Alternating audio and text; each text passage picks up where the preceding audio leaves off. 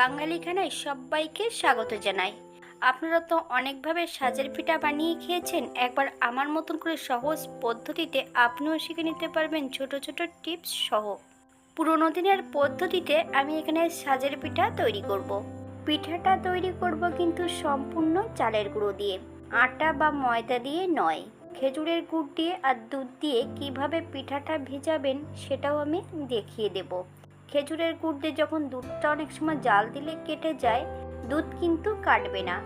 তবে আমার বাড়িতে কিভাবে পুরোনো দিনের পদ্ধতিতে সাজের পিঠা তৈরি করা হলো, চলুন সেটা একবার দেখে নেওয়া যাক ভিডিওর মাধ্যমে।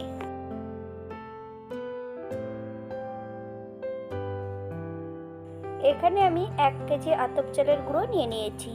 চালের গুঁড়োটা বাড়িতে তৈরি করা। চালের গুঁড়ো তৈরি করার পদ্ধতি: ঘন্টা 3 আগে চালগুলোকে ভিজিয়ে রেখে দিতে হবে। ভালো করে জল ঝরিয়ে নিয়ে চালগুলো গুঁড়ো করে নিতে হবে। আমি মিক্সচারে গুঁড়ো করেছি, আপনারা আপনাদের সুবিধা মতন চালগুলো গুঁড়ো করে নেবেন। এই পর্যায়ে একটা পাত্রে 2 কাপ জল গরম করে নিয়েছি। স্বাদ মতন নুনটা দিয়ে গরম করতে হবে, কিন্তু 1 কাপ জলে ব্যাটারটা করে নেব আর 1 কাপ জল আলাদা তুলে রেখে দেব। ব্যাটারটা করার জন্য বেশ পরিমাণে গুঁড়োর প্রয়োজন আছে, তাই আমি এখানে এই চালের গুঁড়ো থেকে অর্ধেকটা চালের গুঁড়ো নিয়ে নেব। একবারে সব চালের গুঁড়ো দিয়ে ব্যাটারটা তৈরি করতে যাবেন না, তাহলে কিন্তু গুটি গুটি পাকিয়ে যেতে পারে। অল্প অল্প চালের গুঁড়ো অ্যাড করে মিশিয়ে নিলেই কিন্তু সুন্দর একটা ব্যাটার তৈরি হয়ে যাবে। আপনারা স্ক্রিনের দিকে একবার ফলো করলেই বুঝতে পারবেন আমি ব্যাটারটা কিভাবে তৈরি করছি।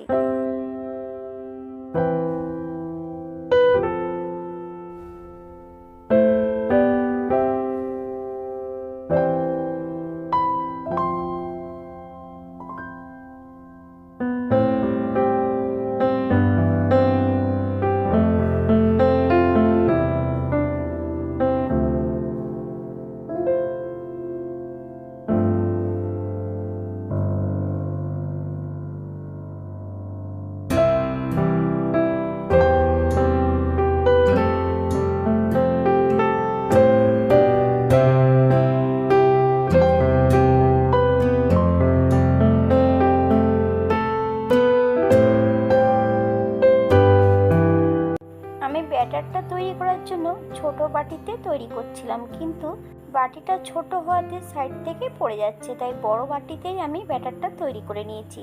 ব্যাটারের থিকনেসটা দেখলেই আপনারা বুঝতে পারবেন যে কতটা ঘনত্ব করতে হবে।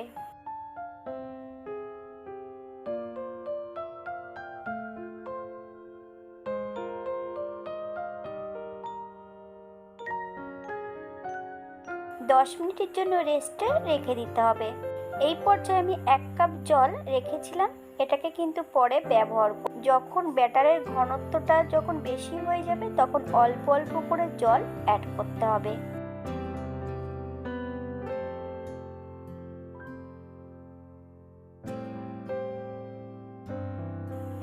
এই পর্যায়ে আমি লোহার একটা শাঁস নিয়ে নিয়েছি।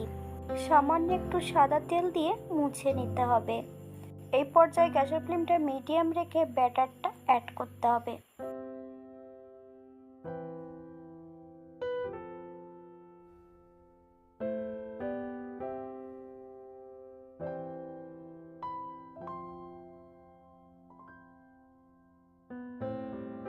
দুই থেকে 3 মিনিটের মতো ঢাকা দিয়ে রেখে দেব।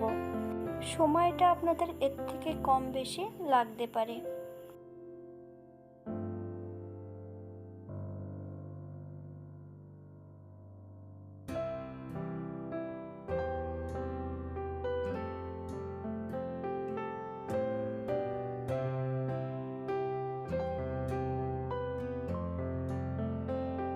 এইভাবে আমি প্রত্যেকটা পিঠা তৈরি করে নিয়েছি।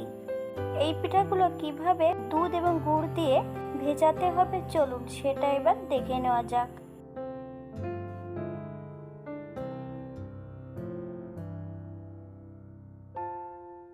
বাঙালি রান্না ঘরোয়া উপকরণ দিয়ে। আপনাদের যদি রান্নাগুলো পছন্দ হয় তাহলে চ্যানেলটি সাবস্ক্রাইব করে দিয়ে পাশে থাকবেন। পাশে থাকা বেলটি বাজিয়ে দেবেন, নইলে নিত্য নতুন রান্নার নোটিফিকেশন পাবেন না।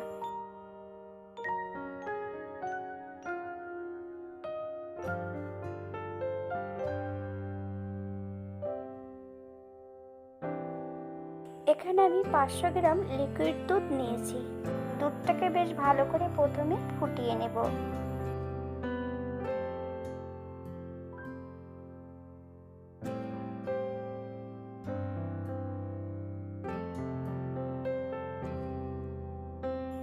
এই পর্যায়ে গ্যাসের ফ্লেমটা লো করে দিয়ে বেশ কিছুটা বাতাসা অ্যাড করব। আমি কিন্তু এটা গুড়ের বাতাসা নিয়েছি, আপনারা সাদা বাতাসাও দিয়েও করতে পারেন। 3 থেকে 4 মিনিটের মতন একদম লো ফ্লেমে রান্না করে নিতে হবে।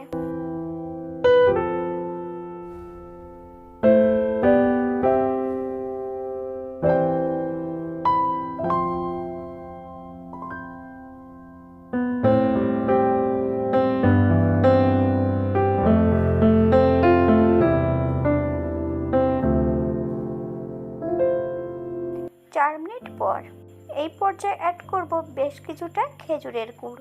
আমি গুড়টাকে আগের থেকে একটু নরম করে নিয়েছি।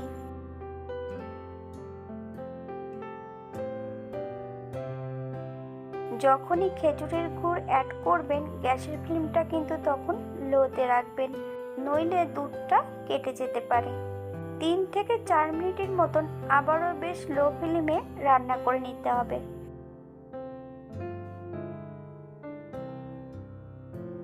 4 মিনিট পর এই পর্যায়ে এক এক করে সম্পূর্ণ পিঠাগুলো অ্যাড করে দেব। আপনারা পিঠার পরিমাণ বুঝে দুধটা অ্যাড করবেন। আপনারা যেমন মিষ্টি পছন্দ করবেন ততটাই মিষ্টি অ্যাড করতে পারেন। আর যারা চিনি দিয়ে করবেন তারা সম্পূর্ণ চিনি দিয়ে করে হাই ফ্লেমে ফুটিয়ে নিতে হবে।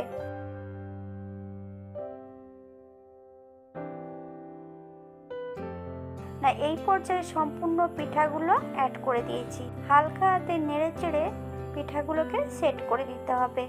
5 থেকে 7 মিনিটের মতো একদম লো ফ্লেমে রান্না করে নিতে হবে।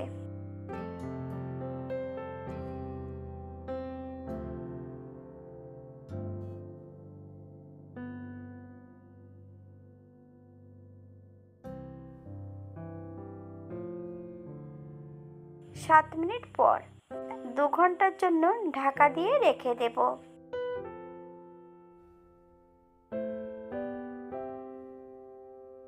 2 ঘন্টা পর দেখুন পিঠাগুলো যথেষ্ট দুধ টেনে নিয়েছে, আর একটু সময় থাকলে হয়তো পুরোটাই টেনে নেবে। প্রত্যেকটা পিঠা কিন্তু এমনভাবে জুসি হবে।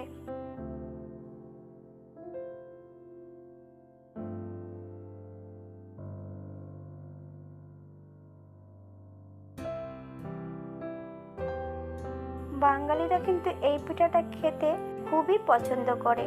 এটা দেখতে যেমন ভারী সুন্দর, খেতে কিন্তু অসম্ভব ভালো। আপনারা বাড়িতে একবার একই পদ্ধতিতে বানিয়ে নেবেন।